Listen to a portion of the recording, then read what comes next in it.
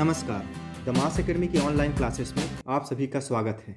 आज का हमारा चैप्टर है सेल पार्ट 3, जिसमें हम पढ़ेंगे डीएनए और आरएनए।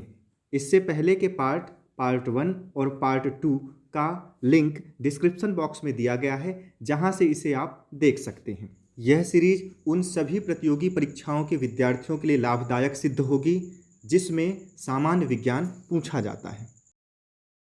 ये आपके सामने जीव विज्ञान के टॉपिक दिए गए हैं, जो इसी क्रम में आपके सामने प्रस्तुत किए जाएंगे। तो देखते रहिए द मास एकेडमी की ऑनलाइन क्लासेस।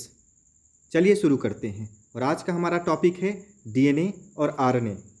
इस टॉपिक के अंतर्गत हम जानेंगे कि डीएनए क्या होता है, आरएनए क्या होता है, इनका कंपोजिशन क्या होता है, डीएनए आरएनए का स्ट्रक्चर कैसा होता है और इनके कार्य क्या हैं। तो आइए शुरू करते हैं। जैसा कि आप जानते होंगे, डीएनए और आरएनए कोशिका विज्ञान के अति महत्वपूर्ण टॉपिक हैं।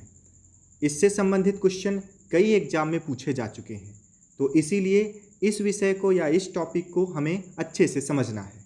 तो आइए शुरू करते हैं। सबसे पहले ये कि डीएनए और आरएनए को एक साथ न्यूक्लिक एसिड कहा जाता है।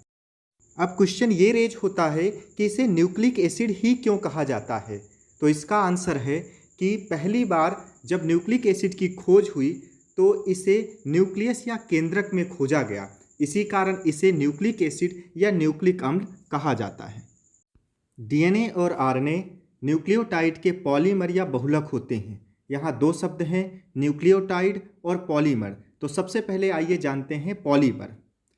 जब एक बड़े अणु का निर्माण कई छोटे छोटे मॉलिक्यूल या अणुओं द्वारा होता है तो उन छोटे छोटे मॉलिक्यूल को एकलक या मोनोमर कहते हैं, और उनसे निर्मित या उनसे मिलकर बने हुए बड़े मॉलिक्यूल को पॉलीमर या बहुलक कहते हैं। तो ठीक उसी प्रकार न्यूक्लियोटाइड के छोटे छोटे एकलक के द्वारा मिलकर जिन बहुलकों या पॉलीमर का निर्माण होता है वह डीएनए या आरएनए होता है।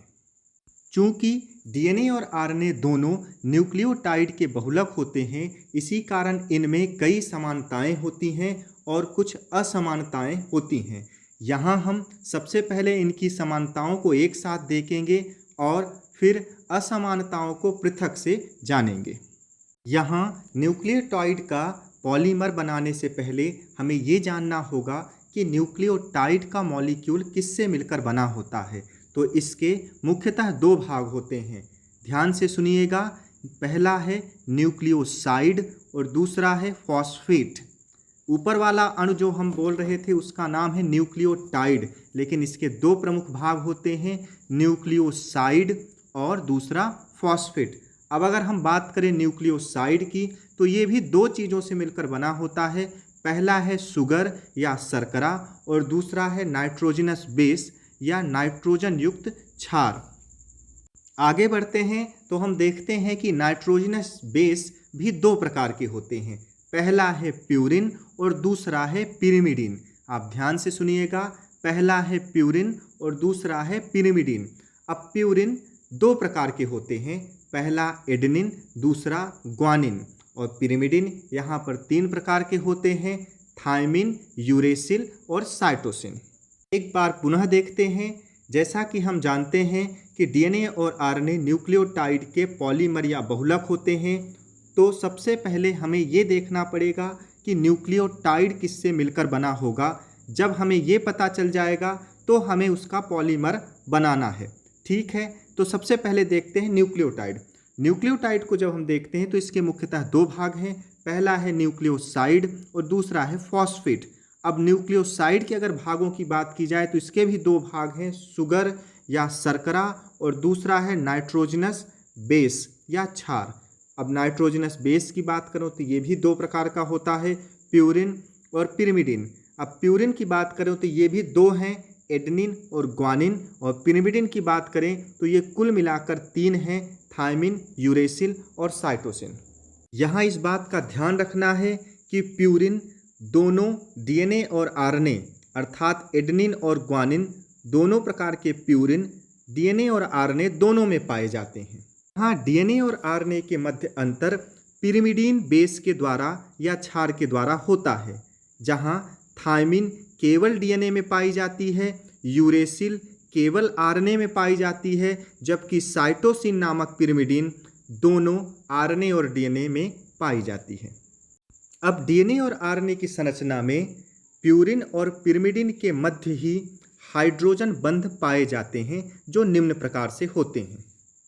डीएनए में एडेनिन सदैव थायमिन के साथ डबल बॉन्ड बनाता है, एक बार फिर एडेनिन थायमिन के साथ डबल बॉन्ड, जबकि ग्वानिन साइटोसिन के साथ ट्रिपल बॉन्ड। इसका उल्टा भी सही होता है, थायमिन डबल बॉन्ड एडेनिन या साइटोसिन ट्रिपल बॉन्ड ग्वानिन। जबकि आरएनए में एडेनिन डबल बॉन्ड हमेशा यूरेसिल के साथ बनाता है। यहाँ पर ध्यान रखिएगा, थायमिन के स्थान पर यूरेसिल पाया जाता है। इसका उल्टा भी सही है, यूरेसिल डबल बॉन्ड एडेनिन, जबकि ग्वानिन सदैव ट्रिपल बॉन्ड साइटोसिन के साथ बनाता है। इसका उल्टा भी सही होता है, साइटोसिन ट्रिपल बॉन्ड ग्वानिन। चलिए बात करते हैं इनके भागों के बारे में। तो न्यूक्लियोटाइड मुख्यतः दो भागों से मिलकर बने होते हैं, पहला है न्यूक्लियोसाइड और दूसरा है फॉस्फेट। अब बात करते हैं न्यूक्लियोसाइड की। तो न्यूक्लियोसाइड के भी दो भाग होते हैं, शुगर या शर्करा, और दूसरा होता है नाइट्रोजनस बेस। अब बात करते हैं न्यूक्लियोसाइड के पहले भाग अर्थात शर्करा या शुगर की। तो यहाँ ध्यान दीजिएगा कि डीएनए और आरएनए में पेंटोज शर्करा पाई जाती है, अर्थात यह 5 कार्बन युक्त शर्करा होती है। सामान्यतः जो शर्करा या शुगर हम यूज करते हैं वो 6 कार्बन युक्त या 6 कार्बन युक्त होती है, जबकि डीएनए और आरएनए में 5 कार्बन युक्त शर्करा पाई जाती है। ये क्वेश्चन कई बार पूछा जा चुका है कि डीएनए और आरएनए में कौन सी शुगर या कितने कार्बन युक्त शुगर पाई जाती है। यहाँ भी 2 प्रकार की शुगर पाई जाती है, जिसके कारण डीएनए और आरएनए में अंतर पाया जाता है। आरएनए में पाई जाने वाली शुगर को राइबोज शुगर, ध्यान से सुनिएगा, राइबोज शुगर, जबकि डीएनए में पाई जाने वाली शर्करा को डीऑक्सी राइबोज शुगर कहा जाता है। अब बात करते हैं न्यूक्लियोसाइड के दूसरे भाग अर्थात नाइट्रोजनी क्षार या नाइट्रोजिनस बेस की। ये भी 2 प्रकार के होते हैं, पहला है प्यूरिन, और प्यूरिन 2 होते हैं, एडेनिन और ग्वानिन, और दूसरा होता है पिरिमिडिन, जो 3 प्रकार के होते हैं। यहाँ ध्यान दीजिएगा क्योंकि इसी के बेस पर डीएनए और आरएनए में अंतर पाया जाता है और ये क्वेश्चन कई बार पूछा जा चुका है। तो पहला है थायमिन, जो केवल डीएनए में पाया जाता है, दूसरा है यूरेसिल, जो केवल आरएनए में पाया जाता है, और जबकि तीसरा है पिरिमिडिन बेस साइटोसिन, जो डीएनए और आरएनए दोनों में पाया जाता है। ये तो बात हुई न्यूक्लियोसाइड की। अब बात करते हैं न्यूक्लियोटाइड की दूसरे मुख्य भाग फॉस्फेट की। तो ध्यान रखिएगा, यहाँ फॉस्फेट फास्फोरिक एसिड के रूप में पाया जाता है और इसके कारण ही डीएनए और आरएनए में अम्लीय प्रकृति या एसिडिक नेचर पाया जाता है। इससे पहले आपने देखा है कि इसमें नाइट्रोजनस बेस या क्षार पाया जाता है, किंतु इसे न्यूक्लिक एसिड कहा जाता है। तो हमें इस बात का ध्यान रखना है कि डीएनए और आरएनए में जो एसिड वाला गुण होता है वो केवल फास्फोरिक एसिड के कारण होता है। ये क्वेश्चन भी पूछा जा चुका है। अभी तक हमने डीएनए और आरएनए को साथ में जाना। अब बात करते हैं अलग अलग, और सबसे पहले डीएनए की। तो डीएनए जैसा कि आप नाम से ही जानते हैं, इसका फुल फॉर्म होता है डीऑक्सी राइबो न्यूक्लिक एसिड। अब बात करते हैं इसके खोज की। तो पहली बार डीएनए या न्यूक्लिक एसिड की खोज वाटसन और क्रिक के द्वारा नहीं की गई है, क्योंकि इसमें कई बार कन्फ्यूजन होता है, इसलिए मैं बार बार आपसे बता देना चाहता हूँ। इसकी खोज पहली बार 1869 में फ्रेडरिक मिक्सचर के द्वारा की गई। उन्होंने इसे पहली बार पस सेल जो कि एक मरी हुई WBC होती है से अलग किया या आइसोलेट किया। तो हमें ध्यान रखना है कि पहली बार न्यूक्लिक एसिड की खोज फ्रेडरिक मिक्सचर के द्वारा की गई और उन्होंने इसका नाम न्यूक्लिन रखा था, जबकि वाटसन एंड क्रिक ने 1953 में इसका डबल हेलिक्स मॉडल दिया। याद रखिएगा, double helix model Watson and Crick के द्वारा 1953 में दिया गया, जिसके लिए इन्हें 1962 में नोबेल पुरस्कार भी प्रदान किया गया, क्योंकि यही मॉडल आज तक सर्वाधिक स्वीकार्य या एक्सेप्टेड मॉडल है। बात करते हैं डीएनए कहाँ पाया जाता है। तो मुख्यतः डीएनए न्यूक्लियस या केंद्रक में पाया जाता है, और इसके अलावा कुछ ऐसे भी कोशिकांग हैं जिसमें थोड़ी मात्रा में न्यूक्लियस के अलावा डीएनए पाया जाता है। वह है माइटोकॉन्ड्रिया और प्लास्टिड, जैसा कि आप पूर्व में पढ़ चुके हैं। अब बात करते हैं डीएनए के स्ट्रक्चर की। तो इसमें इसका स्ट्रक्चर एक घूमती हुई सीढ़ी नुमा संरचना जैसा दिखाई देता है, जो वॉटसन और क्रिक द्वारा दिया गया मॉडल है और सर्वाधिक स्वीकार्य मॉडल है। इसे डबल हेलिक्स या द्विकुंडलित मॉडल कहते हैं। यहाँ सुगर और फॉस्फेट का बना हुआ 2 स्ट्रैंड या घूमते हुए स्ट्रैंड पाए जाते हैं, जिनके बीच प्यूरिन और पिरिमिडिन के मध्य हाइड्रोजन बंध पाए जाते हैं। यहाँ पर प्यूरिन का एडेनिन थाइमिन के साथ डबल बंध बनाता है, जबकि प्यूरिन का ग्वानिन पिरिमिडिन के साइटोसिन के साथ ट्रिपल बंध बनाता है। जैसा कि हम जानते हैं कि डीएनए में 2 रज्जुक या डबल स्ट्रैंड पाए जाते हैं, और इन दोनों स्ट्रैंड में एक को 5 एंड और दूसरे को 3 एंड कहा जाता है। इन दोनों स्ट्रैंड के बीच 20 एंगस्ट्रॉम की दूरी पाई जाती है, इसे भी ध्यान रखना है। अब बात करते हैं कि इन दोनों स्ट्रैंड के एक घुमाव या एक चक्कर के बीच की दूरी होती है 34 एंगस्ट्रॉम, इसे भी ध्यान रखना है।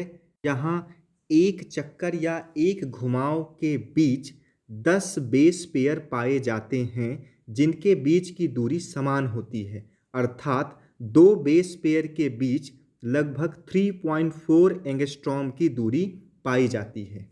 कई एग्जाम में इनसे संबंधित क्वेश्चन पूछे जा चुके हैं, अतः इनका ध्यान रखना है। आइए अब डीएनए के प्रकारों के बारे में जानते हैं। तो डीएनए के मुख्यतः 3 प्रकार होते हैं, ए डीएनए, बी डीएनए और जेड डीएनए। यहाँ पे ध्यान देने वाली बात है कि ए डीएनए एक राइट हैंडेड यानी कि दक्षिणावर्त घुमाव लिए होता है।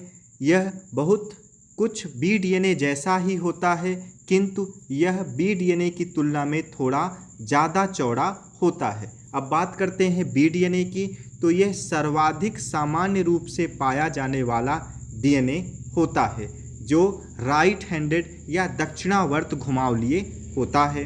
और इसी बी डीएनए का डबल हेलिक्स मॉडल 1953 में वॉटसन और क्रिक द्वारा दिया गया था। ये भी एग्जाम में पूछा जा चुका है, अतः इसका ध्यान रखना है। अब बात करते हैं जेड डीएनए की।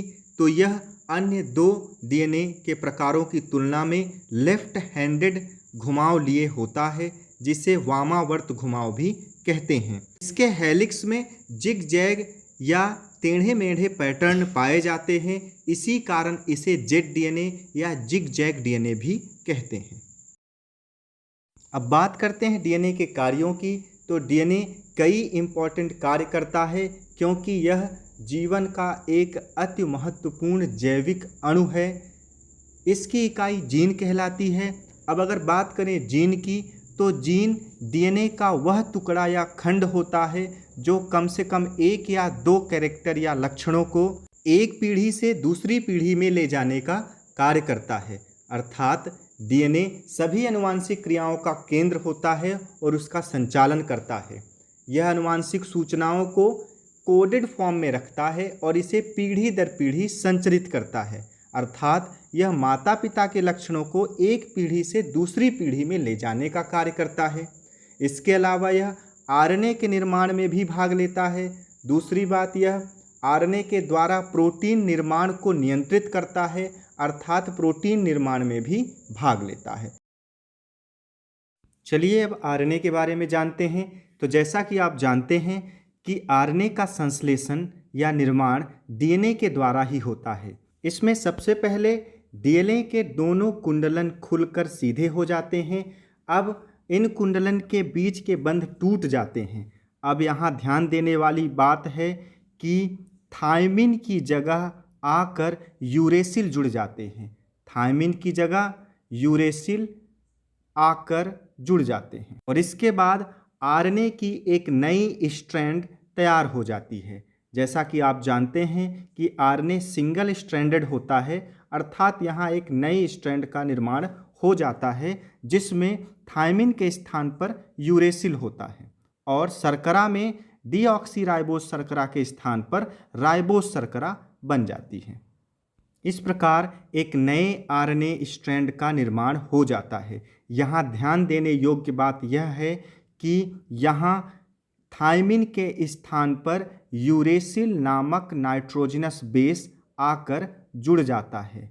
ये ध्यान रखिएगा क्योंकि ये कई बार एग्जाम में क्वेश्चन पूछा जा चुका है कि आरएनए में थायमिन के स्थान पर कौन सा नाइट्रोजनस बेस पाया जाता है, तो इसका आंसर होगा यूरेसिल। अब इसका उल्टा भी पूछा जा सकता है कि डीएनए में यूरेसिल के स्थान पर कौन सा नाइट्रोजनस बेस पाया जाता है, तो इसका आंसर होगा थायमिन। आइए आरएनए के प्रकारों के बारे में जानते हैं। तो आरएनए के मुख्यतः 3 प्रकार होते हैं। पहला एमआरएनए या इसे ही मैसेंजर आरएनए या संदेशवाहक आरएनए कहते हैं। दूसरा टीआरएनए या ट्रांसफर आरएनए या इसी को स्थानांतरण आरएनए भी कहते हैं। और तीसरा प्रकार होता है आरआरएनए या इसी को राइबोसोमल आरएनए कहते हैं।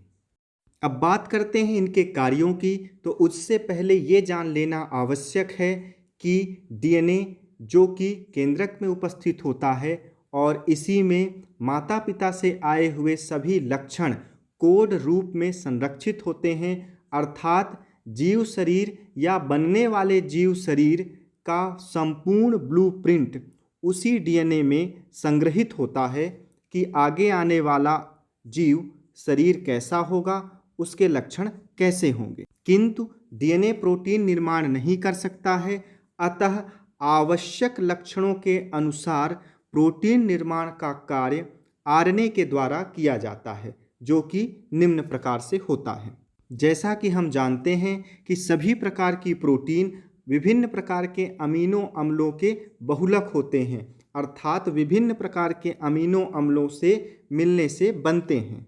अतः ये एमआरएनए डीएनए में स्थित विभिन्न आदेशों या निर्देशों या कोड के अनुसार विभिन्न प्रकार के अमीनो अम्लों को चुनने में मदद करते हैं।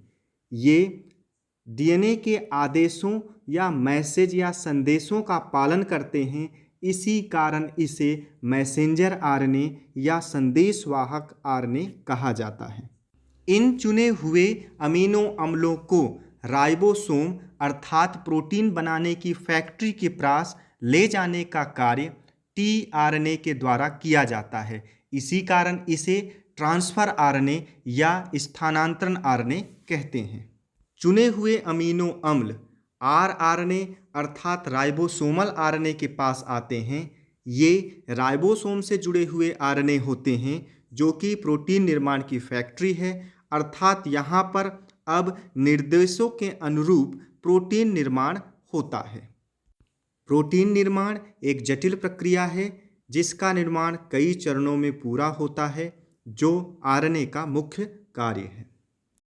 यहाँ महत्वपूर्ण तथ्य के रूप में कुछ प्रक्रियाओं के नाम दिए हुए हैं, आइए देखते हैं। पहला प्रतिलिपिकरण या रेप्लिकेशन या डुप्लीकेशन। तो डीएनए से डीएनए की बनने की प्रक्रिया डुप्लीकेशन या रेप्लिकेशन या प्रतिलिपिकरण कहलाती है। दूसरा अनुलेखन या ट्रांसक्रिप्शन। तो डीएनए से आरएनए निर्माण की प्रक्रिया अनुलेखन या ट्रांसक्रिप्शन कहलाती है। तीसरा रिवर्स ट्रांसक्रिप्शन, जैसा कि इसके नाम से ही प्रतीत होता है, यह अनुलेखन के विपरीत प्रक्रिया है। सामान्यतः डीएनए से आरएनए का निर्माण होता है, लेकिन कभी कभी कुछ सूक्ष्म जीवों में या असमान परिस्थितियों में आरएनए से डीएनए का निर्माण भी हो जाता है, जिसे रिवर्स ट्रांसक्रिप्शन कहते हैं।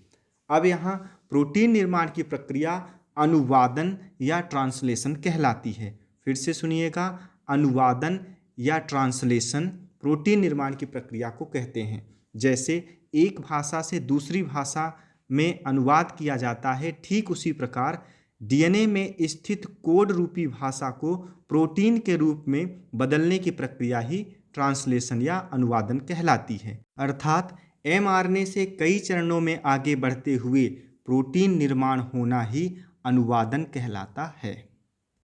अब बात करते हैं डीएनए और आरएनए के बीच अंतर की। जैसा कि आप जानते हैं कि डीएनए आरएनए के बीच कई समानताएं होती हैं और कुछ अंतर भी होते हैं जो निम्न हैं। तो डीएनए मुख्यतः केंद्रक में उपस्थित होता है, कुछ मात्रा में माइटोकॉन्ड्रिया या लवक में पाया जाता है, जबकि आरएनए मुख्यतः कोशिका द्रव और कुछ मात्रा में केंद्रिका में पाया जाता है। डीएनए सामान्यतः डबल स्ट्रैंडेड होता है या द्विसूत्र वाला होता है और आरएनए एकल सूत्र वाला होता है। डीएनए में जो शर्करा पाई जाती है उसका नाम है डीऑक्सीराइबोज शर्करा, जबकि आरएनए में राइबोज शर्करा पाई जाती है। डीएनए में यूरेसिल के स्थान पर थायमिन पाया जाता है। वेरी इंपॉर्टेंट पॉइंट है, आप ध्यान रखिएगा कि यूरेसिल के स्थान पर थायमिन पाया जाता है, जबकि आरएनए में थायमिन के स्थान पर यूरेसिल पाया जाता है। ये भी ध्यान देने वाली बात है। डीएनए, तो ध्यान रखिएगा कि डीएनए एक आनुवांशिक पदार्थ है, अर्थात माता पिता के लक्षण को उसकी संतति में स्थानांतरित करने का कार्य डीएनए करता है। लगभग सभी प्रजातियों में डीएनए का यही कार्य है, जबकि आरएनए का मुख्य कार्य प्रोटीन संश्लेषण करना होता है, जबकि कुछ सूक्ष्म जीवों में यह आनुवांशिक पदार्थ जैसे कुछ वायरसेस में यह जेनेटिक मटेरियल का भी कार्य करता है।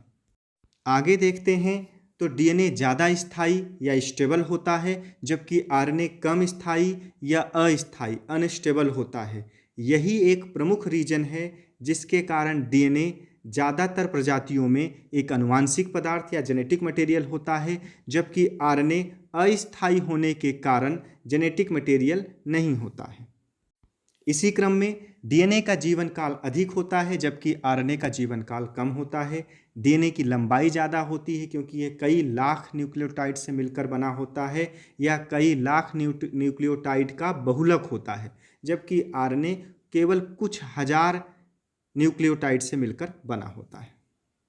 यहाँ हमने डीएनए और आरएनए के संरचना के बारे में जाना। हमने जाना कि डीएनए और आरएनए न्यूक्लियोटाइड के बहुलक होते हैं।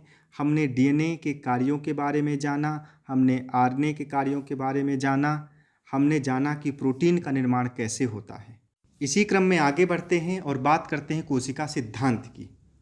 तो कोशिका सिद्धांत सर्वप्रथम जेकब स्लीडेन, जो कि एक बॉटनिस्ट थे, और थियोडोर स्वान, जो कि एक जूलॉजिस्ट थे, के द्वारा 1838-39 1838-39 में दिया गया। इन्होंने पहली बार बताया कि चाहे वो पादप हो चाहे वो जंतु हो, उसका शरीर कोशिका से ही मिलकर बना होता है। इन्होंने बताया कि चाहे एक कोशिकीय जीव हो या बहुकोशिकीय जीव हो, सभी जीव कोशिका में होने वाले कार्यों द्वारा ही संचालित होते हैं और यह कार्य कोशिका में केंद्रक द्वारा संचालित होते हैं और नियंत्रित होते हैं। इसके बाद रुडोल्फ विर्चो नामक साइंटिस्ट ने यह बताया कि ओमनिस सेल्यूला ए सेल्यूला, अर्थात सभी सेल पहले से उपस्थित सेल द्वारा ही आती हैं, अर्थात पहले से उपस्थित कोशिका के विभाजन द्वारा ही बनती हैं। किसी प्रकार की नई सेल का निर्माण असंभव होता है, अर्थात नहीं किया जा सकता है। इसी क्रम में रुडोल्फ विर्चो ने पुराने कोशिका सिद्धांत या सेल थ्योरी में बदलाव कर नया या आधुनिक कोशिका सिद्धांत मॉडर्न सेल थ्योरी प्रस्तुत की, जिसके अनुसार सजीव शरीर एक या अधिक कोशिकाओं से मिलकर बना होता है। कोशिका सजीवों की संरचनात्मक और क्रियात्मक इकाई होती है। सभी कोशिकाएं और सभी कोशिकांग एक जैसे होते हैं। उसमें केंद्रक पाया जाता है।